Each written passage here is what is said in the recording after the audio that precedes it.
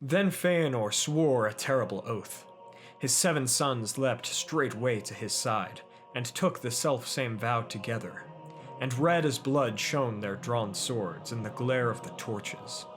They swore an oath which none shall break, and none should take, by the name even of Ilúvatar, calling the everlasting dark upon them if they kept it not.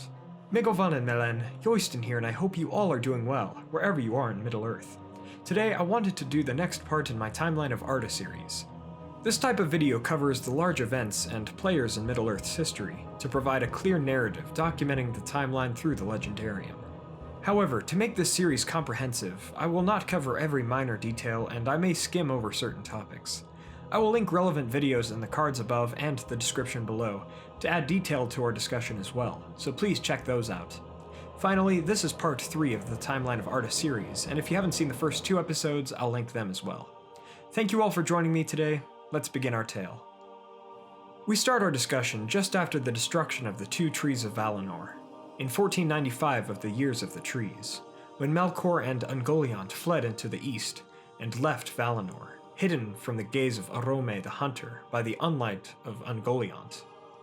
The 2 crossed the Helcaraxe, the ice bridge connecting Angband to Middle-Earth, and Melkor hoped to make it to Angband before completely fulfilling his promise to Ungoliant.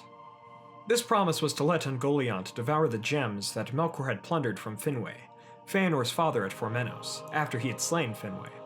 Ungoliant saw through Melkor's plan to escape his promise, however, and she demanded the gems. While Melkor did surrender the lesser gems of Finwë to the spider, he hid the Silmarils in his right hand, while they burned the Dark Lord.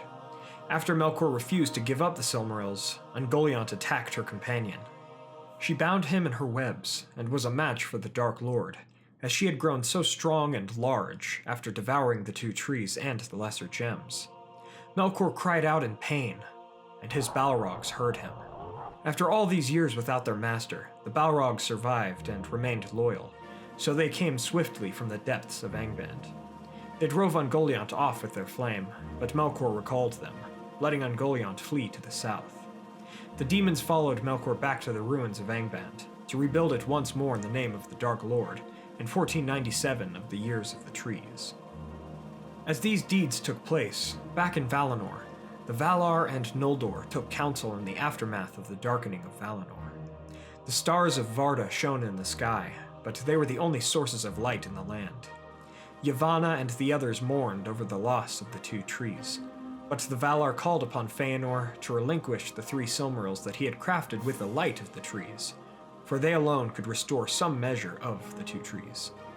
They knew not at this time that Melkor had sacked Formenos, the home of Fëanor, and took the Silmarils for himself.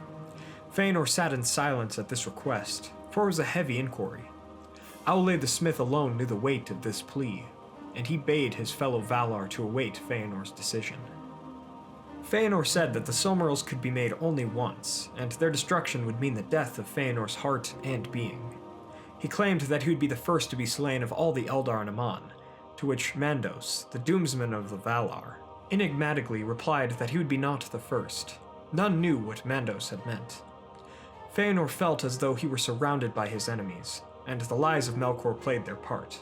Fëanor believed that the Silmarils would not be safe if the Valar possessed them, and as Melkor was of the Valar, Fëanor believed that Melkor best understood the intentions of his kin. Fëanor denied giving them the Silmarils, and said that if he was forced to surrender them, the Valar would indeed be alike to Melkor. Nienna mourned, but at that moment messengers came from Formenos, and they relayed all that had been found at the house of Fëanor. Finwë was slain, for he alone had not fled the Dark Lord. The stronghold was broken, and all of the jewels of the Noldor had been taken, including the Silmarils. In reaction to this, Fëanor cursed Melkor and named him Morgoth, the black foe of the world. He cursed the summons of Manwë, thinking he could have availed his father had he stood with him. It is wondered how Fëanor's future path would have been changed had he agreed to give the Silmarils before learning of their theft at the hands of Melkor. As the Valar would sit in the darkness in the Ring of Doom, with the Maiar and Vanyar beside them, most of the Noldor returned to Tirion. The lamp Mindon dimly lit the city, and Fëanor would gather the Noldor to him. Fëanor spoke against the Valar, and he told of the death of King Finwë of the Noldor. He rallied his folk against Morgoth, inspiring longing in their hearts for their homeland of Middle-Earth across the sea. Finally, he spoke to them of regaining the Silmarils and standing uncontested in mastery over the beauty of Arda. Not only was Fëanor skilled in the work of craft, but in the power of speech as well. He and his sons would then swear their infamous oath that would haunt them until the end of their days. They swore in the name of Ilúvatar, and named Manwë, Varda, and the mountain of Taniquetil in witness, that they should pursue any being that possesses a Silmaril and bears it from them. The Noldor then held conflictual discourse, for some such as Fingolfin and Turgon spoke against Fëanor, while others such as Galadriel stood with Fëanor and his plan to leave Valinor. Other elves spoke out also, until Fëanor was triumphant in the matter. Fëanor marshaled his folk, and some such as Fingolfin would join him, and not abandon their kin. Most of the folk of Tirion would not name Fëanor king, however, for they loved Fingolfin more. Thus the host was divided into two parts. The vanguard was made of Fëanor and his followers, while those who came behind were Fingolfin's host. Those who would march furthest behind would be the most loath to leave Valinor. A messenger came from Manwë, petitioning the elves that they need not leave, but the Valar would not stop or help them after this point. Fëanor alone was exiled by the king of the Valar, and none others needed to follow him. This did not stop the elves, and Fëanor dismissed the messenger, claiming that it was better to take action than to sit in idleness, as he believed the Valar did. So the Noldor left, and journeyed to the docks of the Teleri elves at Alqualondë. Fëanor thought to persuade those elves to join him in his venture, and to lend them their ships to cross the seas. The Teleri and their lord Olwë, the prince of Alqualondë, were unmoved, however, and they did not desire to oppose the will of the Valar. Fëanor grew angry at their denial, and he left. Fëanor waited outside of the walls until his part of the elven host was assembled, and then they attacked their friends and kin. The kinslaying at Alqualondë began. Fingolfin's host came behind, not knowing the reason for the conflict. After seeing their kin among the Noldor being slain, many of Fingolfin's followers went forth and joined in the battle. Had they known what the cause of the fighting was, Fingolfin and his elves would likely have taken a different action. Some thought the Teleri only fought at the bidding of the Valar to hinder the Noldor on their course. The Teleri were decimated, and while some of the Noldor were slain, the Teleri were utterly defeated. Fëanor's forces took control of the ships and went north along the coast. Uinen, a Maya of the sea, wept for the Teleri, and the ocean rose up in wrath against the Noldor, and sank many of their stolen ships. However, the majority of the Noldor escaped, and whether by ship or land, they continued north. They came to the edge of Valinor, and a dark figure stood on the rocks above them. Some claim that this was Mandos himself, rather than some lesser herald of Manwë. In a booming and terrible voice, the figure spoke the doom of Mandos, or the doom of the Noldor as it is also known, telling of the sorrows of the Noldor to come, and that those who do not perish in Middle-Earth or come back to Mandos will become shadows of regret before the race of men. Many among the Noldor quailed, but Fëanor stood defiant. After these words, Finarfin would forsake the march, as he was filled with sorrow, and he resented the house of Fëanor, for he had kinship with Olwë of the Teleri, who was now slain. Many of his people went with him, while his children would remain behind.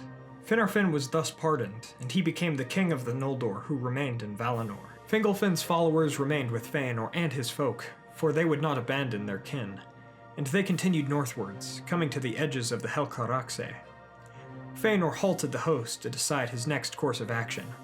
While the Helcaraxe seemed impassable, they still had ships. At this time, many of Fingolfin's elves began to resent Fëanor, and they cursed him. Fëanor knew what was being said about him by Fingolfin's host. Thus Fëanor and his host, that he deemed loyal, took the ships suddenly to cross the sea, leaving Fingolfin's host behind. Once Fëanor's elves arrived in Drengist in Middle-Earth during the year 1497 of the Years of the Trees, Maethros, the eldest son of Fëanor, asked his father who they would send back to ferry the rest of the elves over the sea.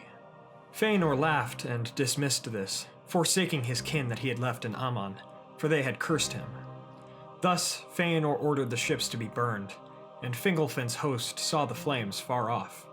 Fëanor would go off to fight in the battle under stars, but We shall discuss that in future episodes.